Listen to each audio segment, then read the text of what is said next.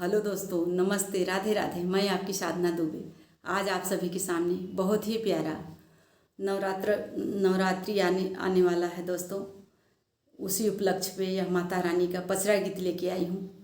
आप लोग सुनिए, सुन के आनंद लीजिए और अपनी छोटी बहन को अपना दुलार प्यारा आशीर्वाद खूब ढेर सारा दीजिए। आइए देर न करते हुए गीत को आगे बढ़ाती हूँ। काहे ऋषियानु मोरी माई बतावो तो है कैसे मनाई। काहे ऋषियानु मोरी माई बतावो तो है कैसे मनाई। काहे ऋषियानु मोरी माई बतावो तो है कैसे मनाई। कैसे मनाई मैया कैसे मनाई। कैसे मनाई मैया कैसे मनाई।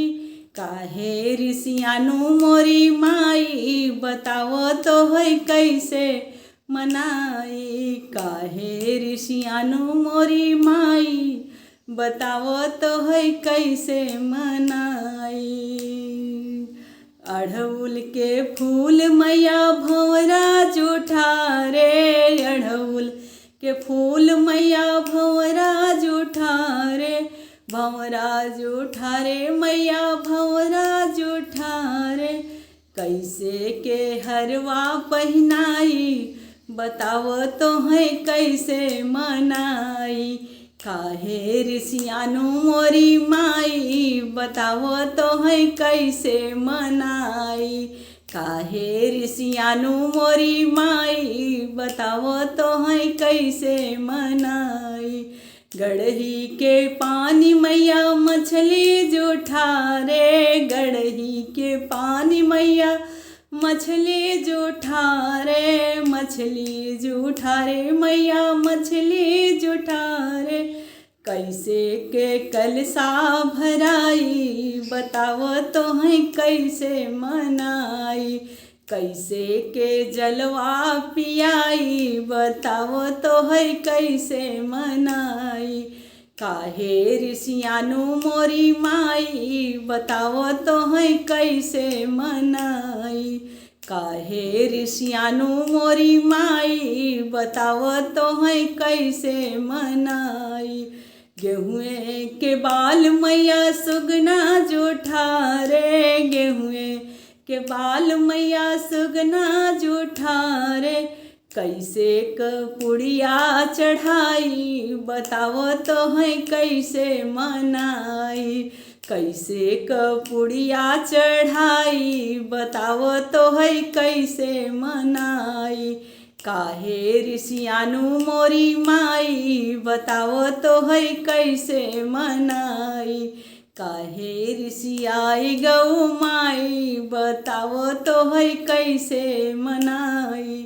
हेलुआई क मीठा मैया भंवरा जूठा रे। हेलुआई के लड्डू मैया मक्खी जूठा रे। कैसे के भोगवा लगाई बताओ तो है कैसे मनाई। कैसे के भोगवा लगाई बताओ तो है कैसे मनाई। काहे ऋषियानु मोरी माई बताओ तो है कैसे मनाई। काहे ऋषियाई गौ माई बताओ तो है कैसे मनाई। कैसे मनाई मैया कैसे मनाई। कैसे मनाई देवी कैसे मनाई। काहे ऋषियानु मोरी माई बताओ तो है कैसे मनाई। काहे ऋषियानु मोरी माई बताओ तो है कैसे मनाई। घुघुरी बतासा मैया चींटी जूठा रे। घुघुरी बतासा मैया चींटी जूठा रे। कैसे के भोगवा लगाई बताओ तो है कैसे मनाई। काहे ऋषियानु मोरी माई बताओ तो है कैसे मनाई। धनवा के बाल मैया चिड़िया जूठा रे। धनवा के बाल मैया चिड़िया जूठा रे चिड़िया जूठा रे देवी चिड़िया जूठा रे, कैसे के अक्षत चढ़ाई बताओ तो है कैसे मनाई, कैसे के अक्षत चढ़ाई बताओ तो है कैसे मनाई, काहे ऋषियानु मोरी माई बताओ तो है कैसे मनाई, काहे ऋषियानु मोरी माई बताओ तो है कैसे मनाई। धन्यवाद दोस्तों। यह पचरा गीत आप लोगों को जैसा लगे कमेंट में जरूर बताएं।